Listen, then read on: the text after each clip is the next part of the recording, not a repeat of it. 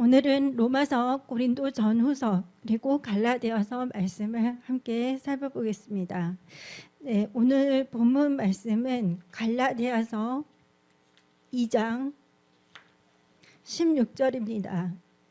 사람이 의롭게 되는 것은 율법의 행위로 말미암음이 아니오 오직 예수 그리스도를 믿음으로 말미암은 줄 알므로 우리도 그리스도 예수를 믿나니 이는 우리가 율법의 행위로서가 아니고 그리스도를 믿음으로써 의롭다함을 얻으려 함이라. 율법의 행위로서는 의롭다함을 얻을 육체가 없느니라. 오늘 이제 로마서 먼저 이제 함께 살펴보겠습니다. 이 로마서는 사도 바울이 1차, 2차 선교여행, 3차까지 선교여행을 하는 중간에 이제 전했던 복음을 아주 그 복음의 핵심을 잘 정리한 서신입니다. 로마서는 이제 하나님의 의가 주제입니다. 그러니까 그 한자어로 그 오를 의자 이걸 쓰는데 이제 그 하나님의 의가 인간에게 나타나서 인간이 어떠한 상태로 바뀌었는지, 그러니까 죄로 가득한 이 인간이 예수 그리스도를 믿음으로 인해서 어떻게 하나님 앞에 의롭다함을 받을 수 있는지, 이거에 대해서 정말 체계적으로 잘 설명을 하고 있습니다. 이 로마서는 사도행전 그 시간대를 볼 때 사도행전 20장의 2절 하반절에서 3절까지 그 시점에서 이제 집필이 되었습니다.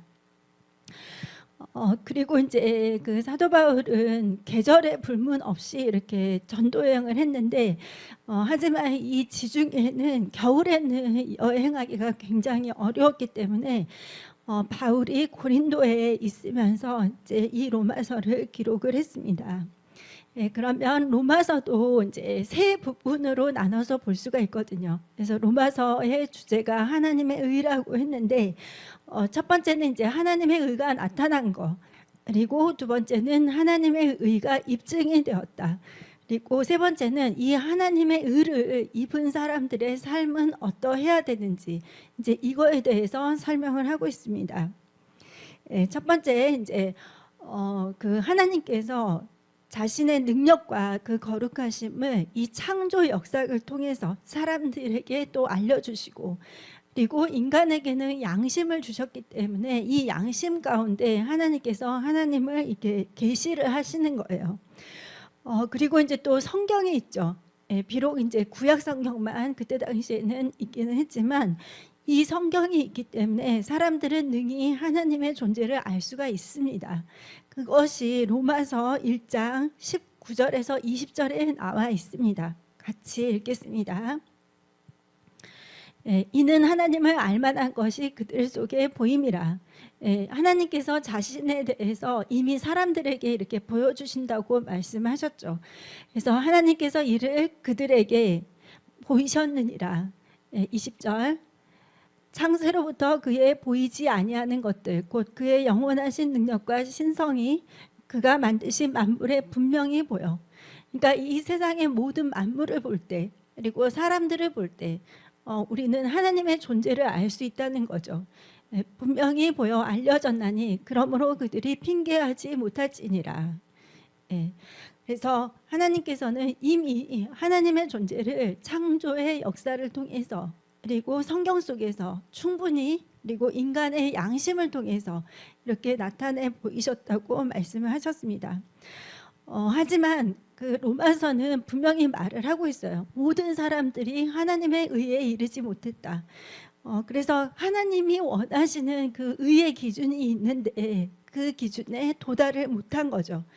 그러다 보니까 하나님과 인간의 사이가 단절이 되었습니다. 그래서 로마서 1, 2, 3장에는 이방인들의 죄, 그리고 유대인들의 죄, 그리고 모든 사람들은 다 죄인이다, 이거에 대해서 설명을 하고 있습니다. 근데 이제 이 문제를 가지고 이렇게만 끝나면 안 되겠죠. 뭔가 해결 방법이 있어야 되는데 하나님께서 해결 방법으로 제시하신 것은 바로 예수 그리스도입니다.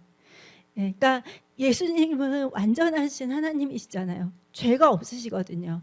근데 그 의로우신 예수님이 자신의 의를 믿는 자들에게 그거를 전가를 시켜주시는 거예요. 그러니까 죄 없으신 완전하신 하나님, 예수 그리스도 나의 구주를 내가 영접을 하게 되면 그 의가 나에게도 입혀진다는 것이죠. 예. 그래서 하나님의 완전하신 어린 양이 십자가에 달려 죽으셔서 하나님의 의를 만족시켜 드렸고, 예, 예수님께서 그 하나님의 그 어린 양으로 드려지셨죠. 그리고 우리는 이 은혜의 선물을 받아서 하나님과 관계가 바르게 회복될 수 있었습니다. 그러니까 사람들이 아무리 착하게 살고 또 뭐 이렇게 뭐 구제도 많이 하고 물론 그것도 중요하죠. 하지만 하나님께서 내가 의롭다고 할 수 있는 방법이 딱 하나다. 그것은 예수를 믿는 것이다. 이렇게 정의해 놓으셨습니다. 그래서 하나님의 의를 로마서 3장 23절에서 24절이 잘 설명을 하고 있습니다. 같이 읽겠습니다. 모든 사람이 죄를 범하였음에 하나님의 영광에 이르지 못하더니 그리스도 예수 안에 있는 속량으로 말미암아, 그러니까 예수님께서 그 죄값을 다 이미 죄값을 지불을 하셨어요. 다 끝내셨어요. 과거, 현재, 미래의 모든 인류를 위해서 속량으로 말미암아 하나님의 은혜로 값없이 의롭다 하심을 얻은 자 되었느니라. 그러니까 우리는 아무런 공로가 없는데 하나님께서 예수님을 통해서 그 문제를 다 해결해 놓으신 것입니다. 그래서 이렇게 하나님의 의를 입은 자들은 예수님으로 인해서 하나님과 화평을 누릴 수가 있습니다. 그 죄가 하나님과 우리의 사이를 갈라 놓았었는데 이제 예수님께서 갈라진 그 틈을 이제 십자가로 연결을 해 주셨죠. 그것이 이제 이 로마서에서는 아담과 그리고 예수 그리스도 이렇게 해서 설명을 하고 있습니다. 로마서 5장 19절 말씀을 같이 보겠습니다. 한 사람이 순종하지 아니함으로 이 한 사람은 바로 아담이죠. 그래서 그 사람의 불순종으로 인해서 많은 사람이 죄인 된 것 같이 한 사람이 순종함으로 예수님께서 순종하심으로 많은 사람이 의인이 되리라 이렇게 말씀을 하셨습니다. 그러니까 아담은 그 불순종으로 인해서 죄와 사망을 가져왔고 그리고 저주를 받았죠. 근데 그게 자신으로 끝나는 게 아니라 본인과 그리고 후손과 그리고 인류의 모든 사람들까지 그 영향력이 다 미치게 되었습니다. 하지만 이제 예수님께서는 하나님의 말씀에 완전한 순종을 하심으로 인해서 의와 생명이 다시 되찾아오신 거예요. 의와 생명을 우리에게 주셨고 그리고 우리는 정말 의롭다 할 것이 하나도 없는데 우리에게 의롭다 하심을 주셨어요. 그거를 칭의라고 합니다. 우리는 공로가 없지만 예수님으로 인해서 의를 얻게 되었어요. 그것을 칭의라고 합니다. 그래서 예수님으로 인해서 우리는 의롭다함을 받았고 그리고 그 의의 전가가 우리에게도 다 미치게 되었습니다. 그래서 우리는 영생을 얻게 되었죠. 그러니까 하나님께서 우리를 보실 때는 이렇게 새까만 마이크, 그러니까 완전히 그 뭐죠, 죄가 가득한 이런 사람인데 하나님은 우리를 보실 때 이렇게 예수님으로 한번 이렇게 덮어서 이렇게 완전한 의인으로서 우리를 이렇게 보신다는 것입니다. 그러니까 하나님 앞에 나아갈 때 내가 물론 실수도 있고 뭐 잘못을 할 수도 있고 하지만 예수님 때문에 우리는 하나님 앞에 담대히 나아갈 수가 있고 또 하나님은 우리의 아버지이시기 때문에 우리가 하나님께 우리의 기도를 마음껏 올릴 수가 있는 것입니다. 그리고 또 무엇보다도 이렇게 나와서 예배드리고 하나님과 깊은 사귐을 가질 수가 있죠. 아브라함도 자신이 뭔가 이렇게 좋은 일을 많이 행하고 이렇게 위대한 일을 행해서가 아니라 하나님께서 그에게 주신 말씀을 믿어서 하나님께서 의롭다고 그렇게 말씀을 하셨습니다. 이렇게 이제 죄인이 거룩하게 변화가 된 다음에 이제 그 다음에 일어나는 과정은 바로 성화입니다. 성화는 이렇게 의롭다함을 받은 우리가 예수님과 같이 거룩한 사람들로 이렇게 변화해 가는 것입니다. 그래서 우리는 예수 그리스도와 함께 죽어졌기 때문에 그리스도와 함께 다시 살아나게 됩니다. 그래서 거듭난 우리는 죄에게 종 노릇하지 말고 죄에게 해방된 그리스도의 종으로 살아야 합니다. 예, 우리가 아침에 찬양을 드렸지만 제가 이제 그 찬양을 되게 좋아하는데 그 가사가 있어요. 모든 순간 순간마다 주의 종 되길 원하네. 그러니까 내가 내 삶의 주인이 아니라, 그리고 또 어떤 순간에는 뭐 하나님께 순종했다가 어떤 순간에는 또 내가 막 주인이 됐다가, 이게 아니라 우리 삶의 모든 순간순간마다 다 우리는 하나님의 종이 되어야 합니다. 그래서 로마서 6장 22절 말씀을 같이 읽겠습니다. 그러나 이제는 너희가 죄로부터 해방되고 하나님께 종이 되어 거룩함에 이르는 열매를 맺었으니 그 마지막은 영생이라. 여러분, 사탄에게 종노릇 하기보다 하나님의 종이 되는 것이 훨씬 행복한 거 아시죠? 이렇게 하나님을 따르는 삶을 살 때 그 마지막은 영생이라고 이렇게 말을 했습니다. 그리고 또 중요한 것은 내가 이렇게 하나님의 자녀라는 것을 또 삼위일체 하나님 중에서 성령님께서 이거를 또 증거를 하고 계세요. 그러니까 너무 감사하죠.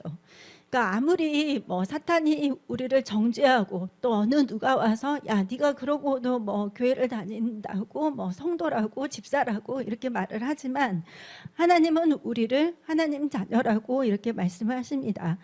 그래서 로마서 8장 14절하고 16절 말씀을 같이 읽겠습니다.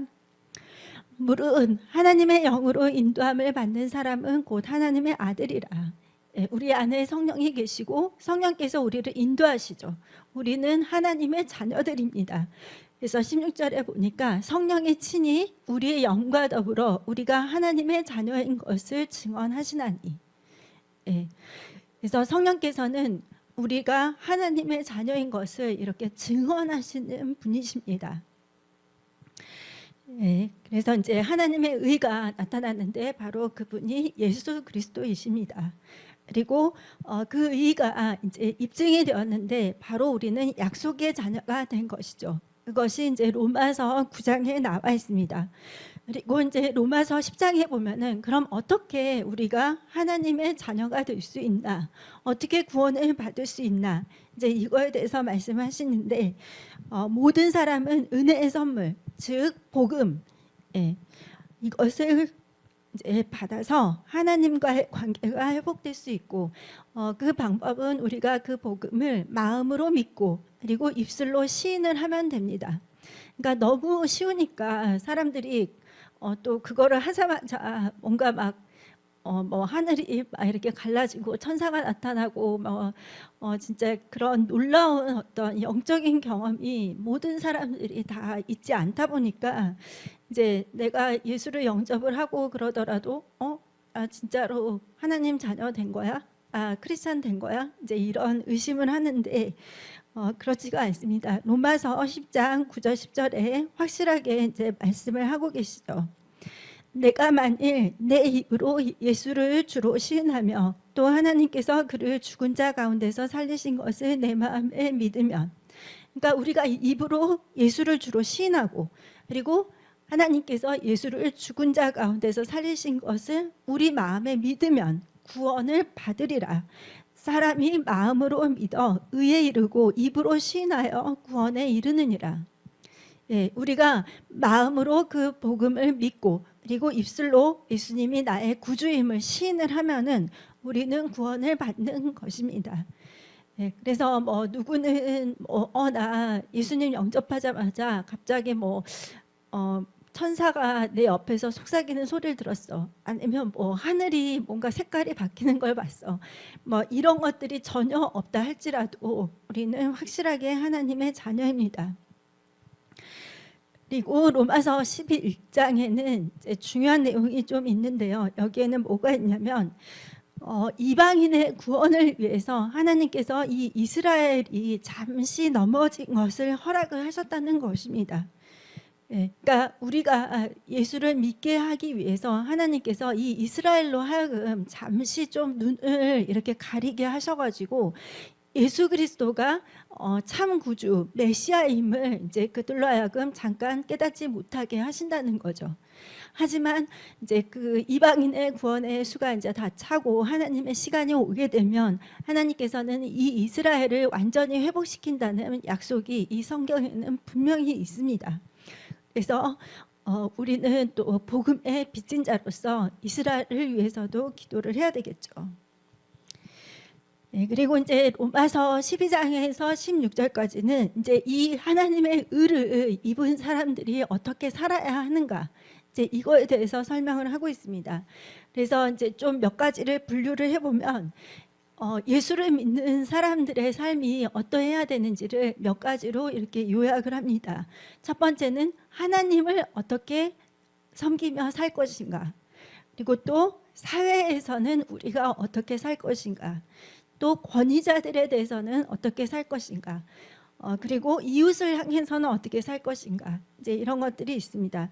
그래서 진정한 이 믿음은 우리 일상의 삶에도 변화를 나타내는데 지금까지는 내가 이기적이고 그리고 또 남을 사랑하지 않고 이렇게 살았다면 예수를 믿은 다음에는 가장 먼저 하나님을 사랑하게 되고 또 우리 이웃을 사랑하는 삶을 살게 됩니다. 네, 그래서 하나님을 향한 우리의 책임은 바로 가장 중요한 것은 예배입니다. 네, 여러분 예수를 믿기 전에는 예배 안 드리셨잖아요, 그렇죠? 네, 뭐 교회 가는 사람들 이렇게 뭐 별로 신경 안 썼죠, 예수를 믿기 전에는. 하지만 예수를 믿은 다음에 우리 크리스천에게 주어진 가장 하나님을 향한 가장 중요한 책임은 바로 예배입니다. 그래서 로마서 12장 1절에서 2절 말씀을 같이 읽겠습니다. 네, 그러므로 형제들아, 내가 하나님의 모든 자비하심으로 너희를 권하노니 너희 몸을 하나님이 기뻐하시는 거룩한 산제물로 드리라. 이는 너희가 드릴 영적 예배니라. 너희는 이 세대를 본받지 말고 오직 마음을 새롭게 함으로 변화를 받아 하나님의 선하시고 기뻐하시고 온전하신 뜻이 무엇인지 분별하도록 하라. 제가 저희 소초동 교회에 있었을 때 이제 가수 노을의 가수인데 강균성 형제님이라고 있어요. 근데 이제 그 형제님이 어떤 프로에 나와서 간증을 해서 이제 제가 그걸 잠깐 들었는데 그 형제가 이제 굉장히 가정적으로나 모든 환경적으로나 여러 가지 뭐 하는 일에 있어서나 좀 굉장히 힘든 시기가 있었대요. 네, 근데 그럼에도 불구하고 그때 이제 하나님께 예배를 간 거죠. 근데 가서 목사님의 말씀을 듣고 예배를 드리면서도 계속해서 이제 마음속으로는 여러 가지 생각이 든 거예요. 네, 목사님이 아무리 하나님이 여러분을 사랑하십니다 이렇게 말을 해도 내 상황이 지금 이런데 하나님이 나 진짜 사랑하는 게 맞아? 이제 이런 마음이 또 생기고, 또 여러분 뭐 이렇게 하나님께서 그러니까 아무튼 목사님을 통해서 뭔가 말씀을 주시면은 이제 그거에 대해서 자꾸만 반발하는 그런 마음이 생겼다는 거예요. 네, 너무 힘드니까. 근데 이제 그렇게 해서 예배를 한 번, 두 번 이렇게 계속 드리는데 이제 그런 마음의 상태가 어느 정도는 좀 지속이 됐나 봐요. 하루아침에 좋아진 거는 아니고. 근데 어느 날 갑자기 하나님께서 좀 음성을 들려주셨대요. 네가 그렇게 힘들고 어렵지만 네가 네 몸을 가지고 이렇게 나의 예배 자리에 나온 것이 나는 너무 고맙다. 예, 하나님께서 이렇게 말씀을 주셨다는 거예요. 그러니까 물론 예배에 참석하는 우리는 여러 가지 모습으로 나올 수 있죠. 왜냐하면 일주일 동안 살 동안에 세상에서 굉장히 힘든 일도 많이 있을 수 있잖아요. 그리고 세상 사람들은 또 교회 사람들하고 틀려서 그 사람들이 아무렇지 않게 하는 말들이 또 크리스천들인 우리들에게는 굉장히 아픈 말이 될 수도 있거든요. 그래서 이제 세상에서 시달리고 이렇게 오면은 이제 하나님께서 그래 네가 여러 가지로 힘들었겠지만 그래도 네가 네 몸을 이렇게 나의 예배다 이 성전에 가지고 와서 너를 이렇게 나에게 산 제사의 예물로 드린 것을 나는 기뻐한다. 이제 이렇게 말씀을 하시는 거죠. 그래서 예수를 믿는 우리 크리스천들의 가장 중요한 책임, 하나님에 대한 책임은 바로 예배입니다. 그러면은 사회를 향한 책임은 무엇인가 하면은 하나님께서 우리에게 주신 그 받은 은사, 재능을 가지고 이제 섬기는 것이죠.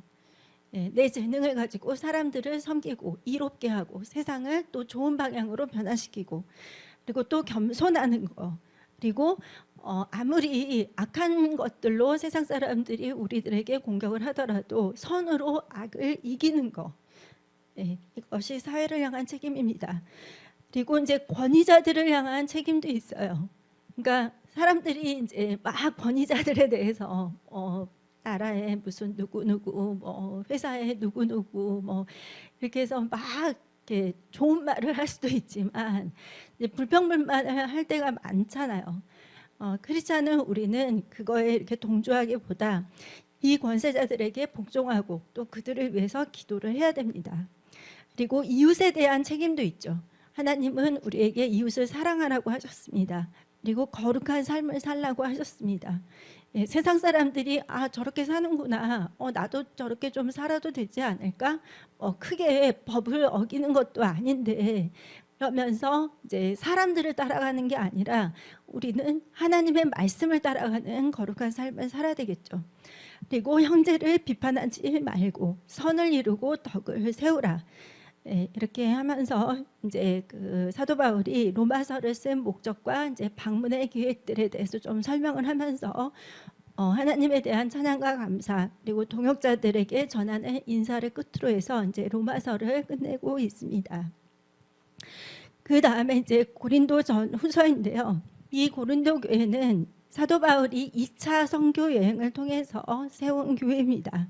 그래서 아가야 지방의 수도였던 이 고린도는 지중해 연안의 해상 교통과 무역의 중심지였어요. 그리고 이제 우상 숭배가 굉장히 관영한 음란한 도시였습니다. 이곳에서 바울은 브리스길라 아굴라 부부를 만나서 이제 고린도 교회를 함께 개척을 했어요. 그런데 이제 바울이 또 다른 데 선교 여행을 떠났을 때 이제 이 고린도 교회에 여러 가지 문제가 생겼죠. 그래서 이것을 해결하기 위해서 눈물로 쓴 편지가 바로 고린도전서입니다. 그리고 이 편지를 받고 이 고린도 성도들이 변화됐다는 그 소식을 듣고 기쁨으로 쓴 것이 고린도후서입니다.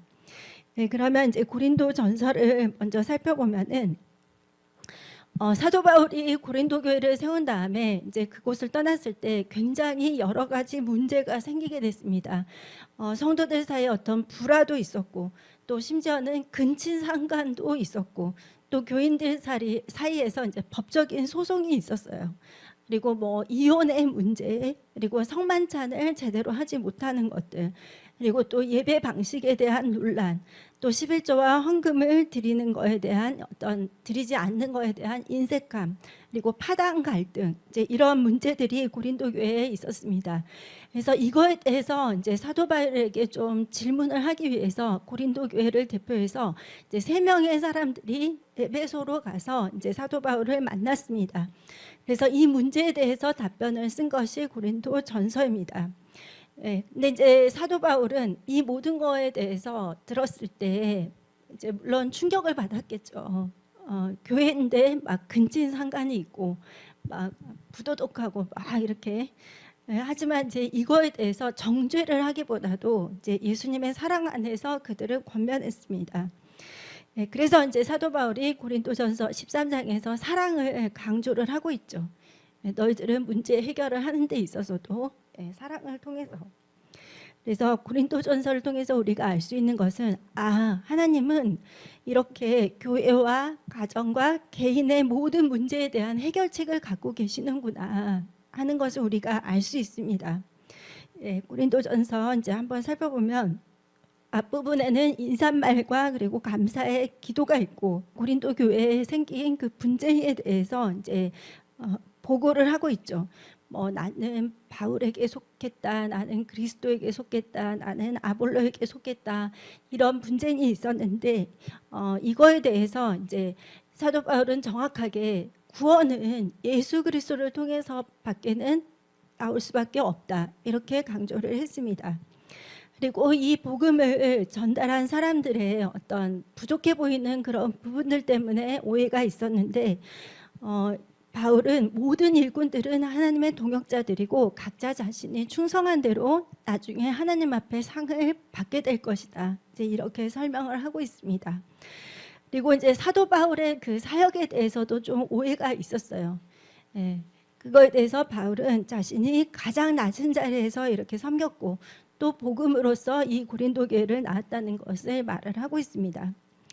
그리고 이 근친 상간에 대해서는 음행한 자들을 징계함으로 그들을 구원하라고 했습니다. 그러니까 죄를 이렇게 뭐 용인하거나 그냥 덮는 게 아니라 이거에 대해서 정확하게 징계를 하고, 그래서 그들이 물론 징계를 받을 때는 좀 힘들겠죠. 하지만 구원을 잃지 않도록 그들의 믿음을 지킬 수 있도록 이렇게 하라고 했습니다. 그리고 성도들 간의 그 소송에 대해서는 세상 법정에서 송사를 하기보다 먼저 사랑의 형제자매로서 먼저 그 일을 잘 해결을 하라고 이렇게 말을 하고, 또 성적인 부도덕에 대해서도 사도 바울이 경고를 하고 있습니다. 그리고 이제 재혼이나 결혼에 대한 부분도 조언을 하고 있고, 또 우상에게 바치는 제물이 그거는 귀신에게 드리는 거기 때문에 절대 해서는 안 된다는 거를 말을 하고 있습니다. 그리고 이제 그 사람들이 이제 그 사도 바울의 어떤 사도적인 그 권위에 대해서도 좀 말이 많았었는데, 이제 사도 바울은 자신에게 주어진 이 자유를 하나님을 경외함으로써 이렇게 잘 섬기고 있다, 이렇게 설명을 하고 있습니다. 그리고 너희들은 우상 숭배하는 일을 피하라, 모든 것을 하나님의 영광을 위해서 하라, 이렇게 말을 하고, 또 공적인 예배를 드릴 때도 기도를 어떻게 해야 될지, 그리고 성만찬을 어떠한 그 뜻으로 어떻게 우리가 드려야 하는지에 대해서도 말을 하고 있습니다. 그리고 이제 성령의 은사에 대해서 12장에서 말을 하고 있고, 사랑에 대해서는 13장에서, 방언, 통변, 예언에 대해서는 14장에서 말을 하고 있고, 그리고 이제 그리스도 안에서의 그 부활과 또 믿는 자들의 부활에 대해서 고린도전서 15장에서 말을 하고 있습니다. 그리고 이제 연보에 대해서, 예루살렘 교회를 위한 연보에 대해서 어떻게 할지 조언을 해주고 있고, 권면하고 인사하면서 고린도전서를 끝내고 있습니다. 네, 그래서 이제 그 다음에 이제 고린도후서인데요. 이렇게 사도 바울이 고린도전서에 여러 가지 그 자세한 문제에 대해서 이렇게 편지를 썼잖아요. 그러다 보니까 이거에 대해서 또 불만을 가진 사람들이 있었어요. 왜 사도 바울이 우리한테 이렇게 자꾸만 간섭을 하느냐, 이런 사람들이 있었습니다. 그래서 사도 바울이 디도를 보내서 자신에 대한 부당한 평판을 바로잡고자 했습니다. 바울은 끝까지 이제 사랑과 권면으로 또 눈물의 호소로서 사람들을 돌이키려고 했어요. 네, 그러다 보니까 이 사람들도 이제 변화가 되었어요. 고린도 교회 사람들이 이렇게 변화가 되자 이제 이거에 대해서 사도 바울이 고마움을 표현하는 편지를 썼고, 또 여전히 이제 자신에 대해서 여러 가지 좀 의문점이 있는 사람들에 대해서도 또 그거 오해를 풀 수 있는 그런 서신을 썼습니다. 네, 그러면은 이제 고린도 후서를 보면은 이제 하나님께 감사하는 글이 있고, 그리고 자신이 아시아에서 겪었던 그 고난에 대해서 설명을 하고 있습니다. 그리고 고린도 교회를 방문하기로 원래 했었는데 그것이 미루어지게 된 거에 대한 설명과 또 앞으로 어떻게 변경된 계획이 있는지, 이거에 대해서도 말을 하고 있습니다. 그리고 우리는 그리스도의 향기이다, 이렇게 말을 하고 있고, 또 새 언약이 사역의 기초이다, 이렇게 말을 합니다. 이 새 언약은 바로 예수 그리스도를 믿는 자가 구원을 받는다는 그 복음이죠. 예. 그리고 이제 우리는 화목하게 하는 직분자들이다. 그래서 우리는 하나님의 성전이고 거룩하기 때문에 불신자와 멍에를 함께 매지 말라, 예, 이렇게 말을 하고 있습니다. 그리고 또 마게도냐 교회의 그 모범적인 연보에 대해서 칭찬을 하고 있고, 위임 권위자에 대해서 좀 설명을 하고 있습니다. 여기에서 나온 사람이 이제 디도이죠. 그리고 가난한 성도들을 위해서 기쁘고 후하게 연보할 것을 이렇게 권면을 하고 있습니다. 네, 그리고 이제 고린도후서 10장에서 13장을 보면은 자신의 그 사도직에 대한 어떤 변론을 좀 하고 있어요.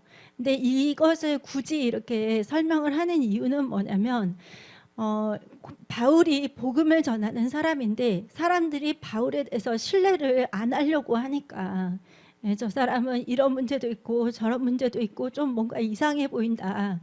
신뢰를 하지 않으니까 이제 그 서신서를 통해서 내가 어떻게 해서 예수를 믿게 됐고 어떻게 해서 내가 크리스천이 됐고 사도가 됐는지 그리고 지금까지 어떻게 예수님을 내가 섬겨왔는지에 대해서 상세하게 설명을 한 것입니다. 왜냐하면 이제 복음 전파하는 데 있어서 혹시나 자신이 걸림돌이 될까 봐서 사람들이 이렇게 충분히 설득을 하는 거죠. 그 당시 이제 사람들이 바울에 대해서 뭐라고 했냐면 바울은 겁쟁이다. 또 육체를 따라서 산다. 또 개인적인 연약감이 있다. 이런 부분들을 가지고 이제 트집을 잡는 거죠. 근데 이제 사도 바울이 그 육체의 가시라고 사단의 가시가 나에게 있다 이렇게 말을 했잖아요.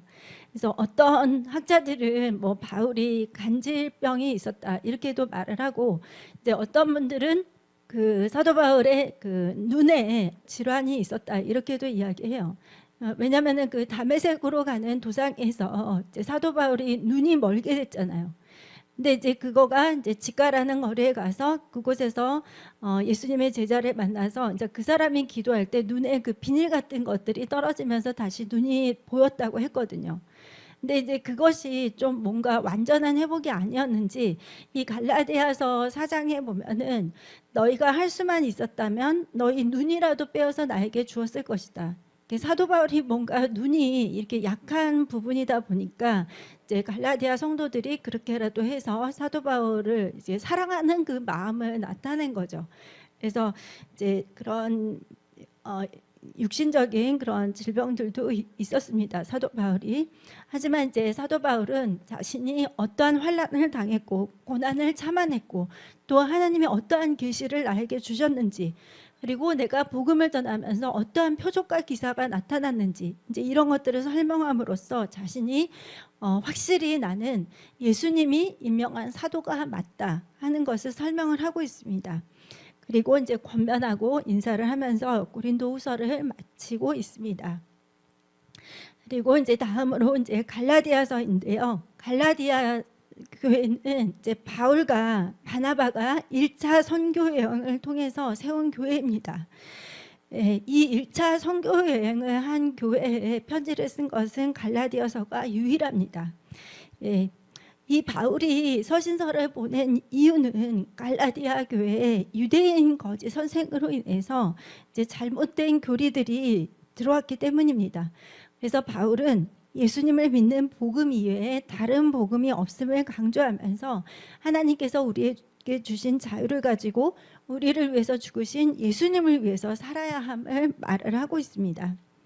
그러면 갈라디아서를 한번 보시면 첫 번째 바울은 예수 이외에 다른 복음이 없다는 것을 말을 합니다. 갈라디아서 1장 7절과 8절입니다. 다른 복음은 없나니 다만 어떤 사람들이 너희를 교란하여 그리스도의 복음을 변하게 하려 함이라. 그러나 우리나 혹은 하늘로부터 온 천사라도 우리가 너희에게 전한 복음 외에 다른 복음을 전하면 저주를 받을지어다. 분명히 하나님은 갈라디아서를 통해서 다른 복음이 없다고 했습니다. 그리고 그 외에 다른 복음을 전하면 저주를 받는다고 했죠. 그러니까 과거에는 저희들이 보면은 뚜렷한 이단이 있었어요. 뭐 통일교, 신천지, 뭐 여호와의 증인, 뭐 하나님의 교회 우리가 말만 하면은 다 이단인 거 알고 있죠. 근데 앞으로의 교회들은 약간 그거하고 다를 수도 있어요. 아 그래? 우리 예수 인정할게. 예수는 역사상에 정말 위대하고 정말 좋은 분이야. 이런 우리가 이걸 인정할 테니까 너희도 우리를 인정해. 이렇게 해서 우리 서로 종교 가지고 싸우지 말고 서로가 서로를 인정하면서 다 같이 하나가 되어서 나아가자. 이렇게 나아갈 수 있다는 것이죠. 그래서 여러분 누군가가 예수님은 하나님이 아니야. 그냥 훌륭한 인물이야 역사상에. 그리고 선한 일을 많이 했어. 분명히 우리가 본받아야 될 사람이야. 이렇게만 이야기를 하고 하나님이 아니라고 하거나 그리고 유일한 구세주가 아니라고 하거나 이렇게 하면은 그거는 잘못됐다는 걸 알아야 됩니다. 그래서 예수 외에 다른 복음은 없습니다. 그리고 이제 할례자의 사도로서의 베드로, 그리고 무할례자 이방인의 사도로서의 이제 바울, 이거를 설명하고 있고, 그리고 사람이 의롭게 되는 것은 율법의 행위가 아니라 오직 예수 그리스도를 믿는 믿음으로 의롭게 된다는 것을 말을 합니다. 그러니까 여러분, 저희가 알아야 되는 거는 내가 의로워서 내가 의롭다함을 받은 게 아니라 우리가 예수님, 하나님께서 주시는 그 예수의 복음을 믿기 때문에 하나님이 우리를 의롭다 하신 것입니다. 그래서 갈라디아서 2장 16절을 저희들이 다시 한번 읽어보겠습니다. 사람이 의롭게 되는 것은 율법의 행위로 말미암음이 아니요 오직 예수 그리스도를 믿음으로 말미암은 줄 알므로 우리도 그리스도 예수를 믿나니 이는 우리가 율법의 행위로서가 아니고 그리스도를 믿음으로써 의롭다함을 얻으려 함이라. 율법의 행위로서는 의롭다 함을 얻을 육체가 없느니라. 그러니까 우리는 예수님을 통해서 의롭게 되었다는 것을 분명히 알아야 됩니다. 이렇게 우리는 그리스도 안에서 죄의 속박으로부터 자유케 됐는데 구약의 율법만으로는 하나님과의 관계가 바로 설 수가 없기 때문에 하나님은 예수님을 보내주셔서 구약의 율법에서 우리를 자유케 하시고, 그리고 예수를 믿는 그 믿음으로 인해서 우리를 의롭다 하신 것입니다. 이 갈라디아인들도 율법이 아닌 믿음으로 복을 받았다고 사도 바울은 말을 하고 있습니다. 그래서 너희들은 굳건하게 서고 서로 사랑하라. 성령 안에서 행하라. 그리고 육체의 열매가 아닌 성령의 열매를 맺고 살라. 그리고 서로 짐을 지라. 이렇게 해서 갈라디아서 말씀을 마치고 있습니다. 그래서 여러분, 여러분을 의롭다 하시는 그 하나님 때문에 여러분 기뻐하시고 감사하십시오. 저희들이 예배드리고 하나님을 찬양해야 되는 이유가 바로 그것에 있죠. 나는 아무런 공로가 없지만 예수님을 우리에게 보내주셔서 우리로 하여금 천국 백성을 만들어주셨습니다. 그것은 전적인 하나님의 은혜이거든요. 그래서 저희들이 얼마나 복받은 사람들인지, 그리고 우리는 나중에 뭐 심판, 지옥 이제 이런 걸 걱정 안 해도 되잖아요. 물론 이 땅 살 동안 두렵고 떨림으로 우리의 구원을 계속 이루어 나가야 하지만, 그래서 여러분 항상 하나님께 감사하시고 또 기뻐하십시오. 느헤미야 8장 10절에 주를 기뻐하는 것이 너희의 힘이라고 했는데 이 그 히브리어 원어의 뜻을 보면 주를 기뻐하는 것이 너희의 요새 이렇게 말을 합니다. 그러니까 사단이 물론 우리들이 살 동안 여러 가지 것들을 통해 공격할 수 있지만 우리가 하나님을 기뻐하면은 그것이 바로 우리의 요새가 되는 것입니다. 그래서 이번 한 주간도 여러분 하나님 은혜 안에서 승리하시기 바랍니다.